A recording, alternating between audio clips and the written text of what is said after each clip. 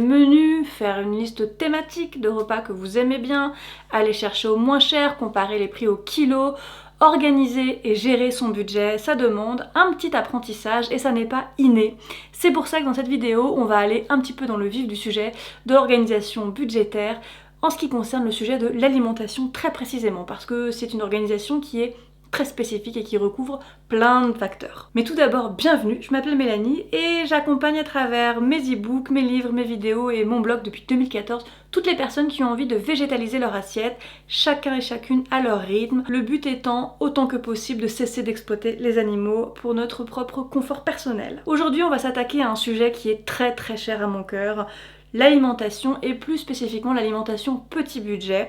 Je viens de sortir un livre dont je vais vous parler un petit peu après qui s'appelle Dépensez moins et manger mieux. C'est tout un programme et c'est un livre qui regroupe mes 10 ans de transmission sur ce sujet, sur cette thématique-là. Cette thématique, on pourrait la résumer ainsi. Oui, avoir des convictions c'est bien. Si en plus on peut les associer à notre mode de vie et sans exploser notre budget, c'est encore mieux. Et il se trouve que oui, on peut tout à fait avoir une alimentation végétalienne sans exploser son budget, que oui, on peut tout à fait manger de façon équilibrée avec un petit budget. Je reviendrai sur la notion de petit budget un petit peu après. Et oui, on peut tout à fait manger de bons plats sans passer beaucoup de temps en cuisine.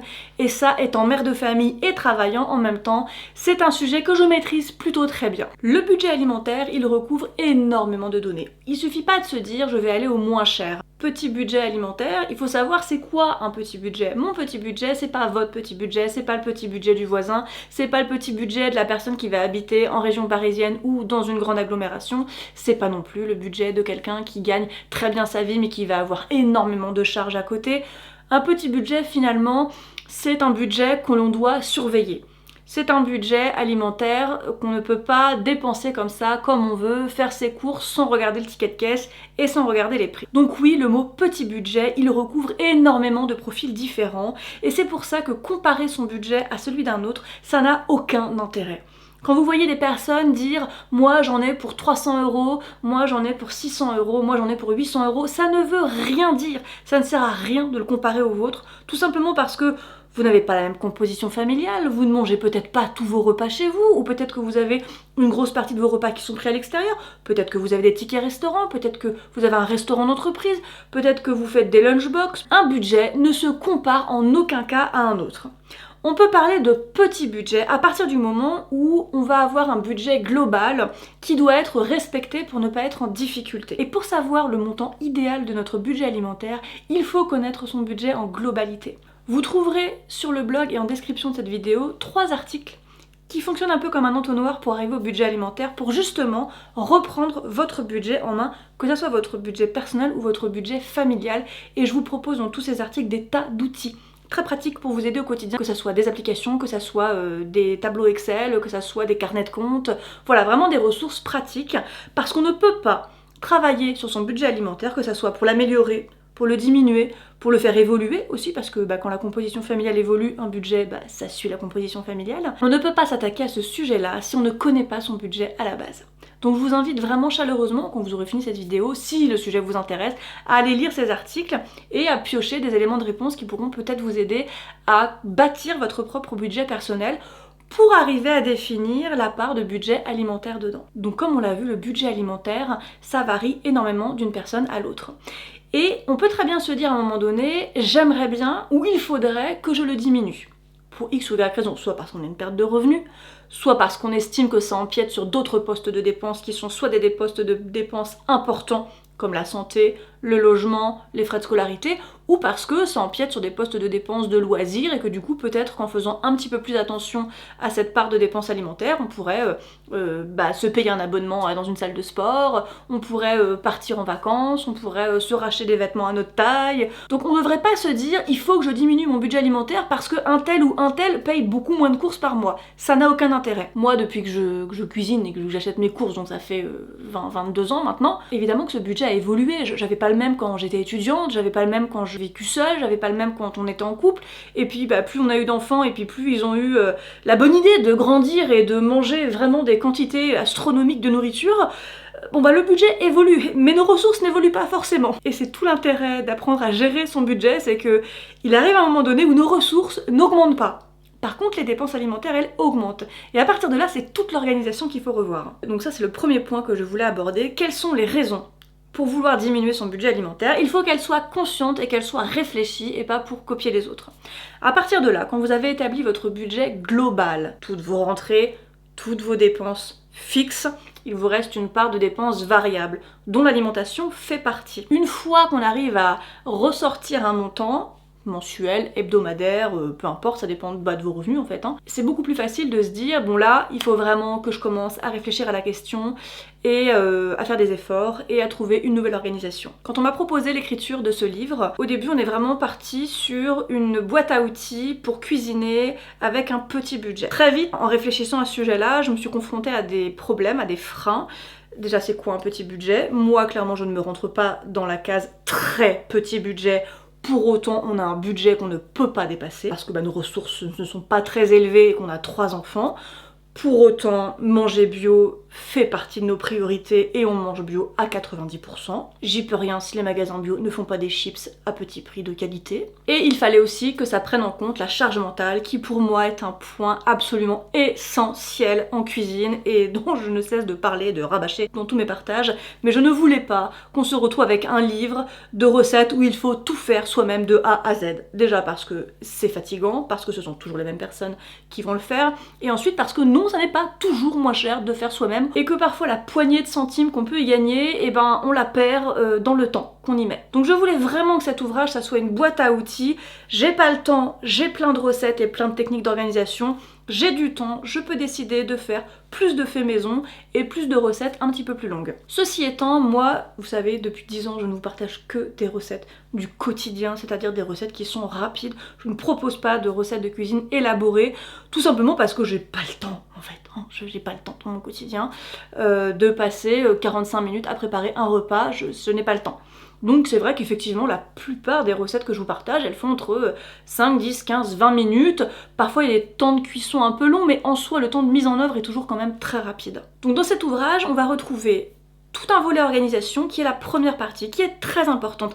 Parce que je sais, je vous connais, que vous allez ouvrir le livre et aller à la partie recette en vous disant il y a du blabla bien chiant au début. Pas du tout! Pas du tout. La partie introductive qui fait une trentaine de pages, c'est vraiment les conseils d'organisation très pragmatique. On n'est pas dans du blabla inutile. Moi-même j'ai horreur de ça, j'ai pas de temps à perdre à lire des trucs random. Donc vous avez dans cette première partie plusieurs pistes pour faire des économies en cuisine, pour vous alléger au niveau de la charge mentale en cuisine et pour mieux vous organiser. Et je le répète sans arrêt, ce mot je pense qu'il sera sur mon épitaphe, vive l'organisation. Il n'y a pas d'économie en cuisine sans organisation. Ça n'est pas possible. Ou alors vous y perdez quelque part au niveau de la réflexion, de la charge mentale, mais un minimum d'organisation, c'est absolument indispensable pour s'alléger la tête et pour faire des économies, puisque c'est le sujet de cette vidéo quand même. Après cette présentation, on attaque dans le vif du sujet. Comment on s'organise pour faire des économies en cuisine? Je ne vais pas vous donner des trucs et astuces, là je vais vraiment vous donner les 3 grands axes de la méthode que j'utilise depuis, je ne sais pas, plus de 10 ans, enfin en tout cas ça fait vraiment longtemps. C'est une méthode qui n'a rien de nouveau, c'est une méthode qui est pleine de bon sens, et c'est une méthode qui demande un peu de temps au début, mais qui après vraiment va vous soulager la vie et va vous permettre de respecter votre budget. Cette méthode elle est très simple. Gestion des stocks, menu et courses. Donc la gestion des stocks, c'est quoi? Ça n'est pas un terme qui est réservé à la restauration professionnelle, à la cuisine collective. Vous êtes chez vous, vous avez une cuisine, vous avez un stock. Point barre. Il n'y a même pas à réfléchir plus loin. Petit stock, très gros stock, vous avez un stock. Énormément de gaspillage et de perte d'argent provient d'une mauvaise gestion des stocks. Soit vous avez trop de stocks. Clairement, tout ce qui est rangé dans vos étagères, dans votre frigo, dans votre congélateur, c'est de l'argent. Vous voyez ça comme de l'argent, c'est de l'argent. Alors ça ne veut pas dire qu'il ne faut pas avoir de stock. Ça veut juste dire qu'il faut avoir un stock raisonnable, à chacun et à chacune d'estimer ce qui est raisonnable, pour ne pas gaspiller d'argent, pour qu'il y ait un roulement de ce stock. L'intérêt de ce stock, c'est de le cuisiner, c'est pas de le garder ad vitam aeternam. Et surtout, ça permet aussi de ne pas avoir des aliments qui périment ou qui dépassent les dates limites de consommation et qu'on va donc, quand on s'en rend compte, les jeter. Parce qu'il y a beaucoup de produits qui ont dépassé la date limite de consommation et qui sont encore tout à fait comestibles. Donc là aussi, je donne beaucoup d'explications sur comment gérer son stock. Comment le faire tourner? Comment ne pas accumuler pour rien? Donc la gestion des stocks, c'est vraiment le socle de la gestion du budget alimentaire. Ça ne sert à rien de racheter ce qu'on a déjà, ça ne sert à rien d'aller en course sans avoir essayé de finir tout ce qui est frais, ça ne sert à rien de faire des listes de courses sans avoir checké ce qu'on a à terminer. Faire des menus, ça permet quoi? Ça permet simplement d'utiliser notre stock, de finir ce qu'il y a à finir dans le frigo, de s'alléger la charge mentale dans la semaine parce qu'on ne va pas se poser la question et on ne va pas nous poser la question qu'est-ce qu'on mange ce soir? Qu'est-ce qu'on mange demain? Donc établir des menus, pour moi, c'est vraiment la base incontournable quand on doit gérer un budget. Parce que j'ai plein de gens qui me disent oui, mais moi j'achète au jour le jour, je ne fais pas de menu parce que je préfère être spontanée. Soit. Peut-être que si moi j'avais des revenus très conséquents et la possibilité d'acheter au fur et à mesure ou à l'envie, j'irais. Le fait est que j'ai un budget que je ne veux pas dépasser, j'ai des contraintes aussi de repas, j'ai des enfants, j'ai envie que mes repas soient équilibrés et soient, dans la mesure du possible, assez variés quand même, pour pas me lasser. Donc faire des menus, ça me permet tout ça. Ça me permet de gagner du temps, ça me permet de m'assurer et d'assurer à mes enfants une alimentation variée et équilibrée, et ça me permet de faire des économies parce que je ne commence jamais mes menus sans avoir vérifié ce que j'ai dans le frigo. Et une fois par mois, dans le congélateur et dans tous mes placards. Dans mon livre, je vous propose plusieurs façons de faire des menus, parce qu'il n'y en a pas qu'une, parce que des menus, c'est pas se dire forcément lundi c'est ça, mardi c'est ça, mercredi c'est ça. Ça peut très bien être faire une liste de repas et puis piocher dedans dans la semaine. Là, j'ai acheté ce qu'il faut pour manger ça, et boum, je me le prépare. Vous n'êtes pas obligé d'attribuer un jour un plat. Moi j'ai une liste, je fonctionne avec une trame de menu depuis un bon moment maintenant. Le lundi c'est plat à base de pâte à tarte, le mardi c'est plat à base de riz, le mercredi midi c'est plat à base de tortilla, le mercredi soir c'est soupe avec quelque chose à côté, etc. Je le fais pour plusieurs raisons. Si j'étais toute seule, ce serait beaucoup plus souple. Mais là j'ai des enfants, c'est-à-dire que si je me contentais, entre guillemets, d'avoir une liste de menus pour la semaine, et que chaque jour il faille décider en famille du repas qu'on mange le soir, autant vous dire que le gain de temps serait anéanti en 3 secondes. Parce que personne ne va se mettre d'accord tout de suite, on n'a pas les mêmes envies. Là, c'est fixé, tel jour on mange ça. Ça reste souple, on n'est pas là en train de graver dans le marbre nos menus pour la semaine, on peut très bien les décaler, mais moi je préfère fonctionner comme ça. Là où d'autres vont préférer avoir une liste d'idées pour la semaine, là où d'autres personnes vont faire un meal prep avec des plats qui vont doubler, par exemple, systématiquement. Donc il y a énormément de façons de faire des menus, mais si vous avez un budget à gérer, si vous voulez manger varié et équilibré, pour moi c'est vraiment, vraiment un incontournable. Et la troisième étape, c'est évidemment les courses. Aller en course le ventre plein, c'est un truc qu'on connaît par cœur. Aller en course avec une liste exhaustive de trucs à acheter, ça c'est un truc qu'on entend moins, et pourtant, bon sang à quel point c'est essentiel. Parce que si vous avez une liste exhaustive, vous allez aller beaucoup plus vite, droit au but, sans perdre de temps à errer dans les rayons.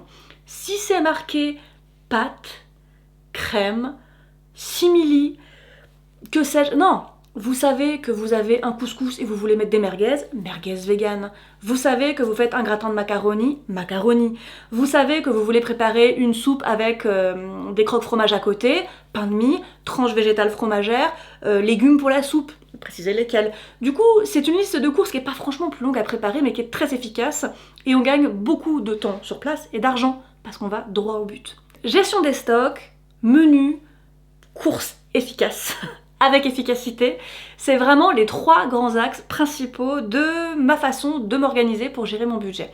Il y a des tas de choses à dire dans chacune de ces parties et on en refera des vidéos ultérieurement. D'ailleurs, s'il y a un de ces 3 sujets qui vous intéresse vraiment, dites-le moi en commentaire et je détaillerai en vous donnant plein d'astuces. J'ai prévu d'autres contenus évidemment sur le budget alimentaire, mais on peut pas démarrer comme ça avec des astuces sans avoir juste une vision d'ensemble du sujet. Donc avant de vous quitter, je vous le montre quand même, Dépensez moins et mangez mieux. C'est un livre qui est sorti donc aux éditions La Plage, qui coûte 19,95 €. Il y a 180 recettes dedans, ce sont des recettes qui sont toutes chiffrées. Alors il y a effectivement l'inconvénient de se dire que peut-être dans 6 mois, 1 an, les prix ne sont plus tout à fait corrects. Moi je suis vraiment partie d'une fourchette. C'est-à-dire que là-dedans, vous avez des prix pour des menus avec des ingrédients bio, parce que c'est comme ça que je mange. Si vous ne consommez pas d'aliments bio, c'est pas grave, ça vous fait quand même 180 recettes. L'idée, c'est de montrer que oui, on peut cuisiner des plats bio avec des ingrédients de base, fait maison ou pas, qui sont tout à fait abordables, que oui, on peut faire des repas variés sans y passer forcément beaucoup plus de temps, et que 3 fois oui, on peut manger vegan, parce qu'évidemment toutes ces recettes sont végétaliennes, avec un petit budget et avec des aliments bio, tout ou en partie, peu importe. Vous avez au début toute une partie organisation dans laquelle je vous détaille tout ce que je viens de vous dire, pour le coup je le détaille. Comment gérer ses stocks efficacement, c'est quoi les dates de consommation, comment les surveiller, comment on peut conserver frais ce qu'on va découper soi-même ou ce qu'on achète. Vous avez toute une partie menu, comment établir des menus efficacement avec des idées de trame. Et sur la partie course, on parle aussi des fausses promotions, des cartes de fidélité, vraiment des... Il y a tout dedans, il y a tout pour moins de 20 €. Le fait d'avoir des recettes chiffrées, c'est une fourchette, mais ça n'a pas une grande importance au final. Ça vous montre vraiment la variété de plats qu'on peut cuisiner sans claquer toute sa thune. Et ça, quand même, c'est bien. Cet ouvrage, il n'est pas du tout pensé comme un livre classique, entrée, plat, fromage, dessert, boisson, etc. Il est pensé vraiment comme une boîte à outils, c'est-à-dire que vous avez toute une partie par saison avec une recette de base, crumble salé, crumble sucré, cake, pancake, galette, pâte à crêpes et des déclinaisons par saison. Vous avez toute une partie qui est ma façon à moi de faire du meal prep aujourd'hui, c'est-à-dire que je ne prépare plus de meal prep pour la semaine. Par contre, je vais très souvent faire une base que je vais décliner en plusieurs préparations. Une grosse quantité de bolognaise et je vais faire 2 ou 3 plats différents avec dans la semaine, 1 ou 2 omelettes de pois chiches et je vais faire 2 ou 3 plats différents dans la semaine. Donc vous avez plein de bases comme ça, avec des idées de menus à côté pour les incorporer dans la semaine sans passer plus de temps en cuisine. Vous avez toute une partie avec ce qu'on a appelé les ingrédients à 1 €. Il fallait un chiffre qui claque, hein. Bon bah parfois c'est 1,10 €, parfois c'est 1,20 €, parfois c'est 80 centimes, mais typiquement la boîte de lentilles, la boîte de pois chiches, le chou rouge, le paquet de semoule, voilà.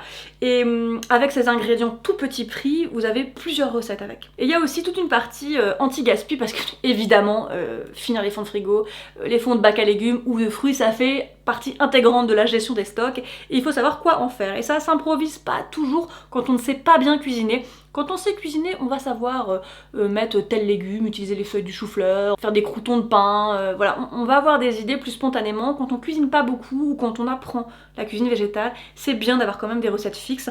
Donc vous avez toute une partie anti-gaspi avec un reste de riz, un reste de soupe, du pain évidemment.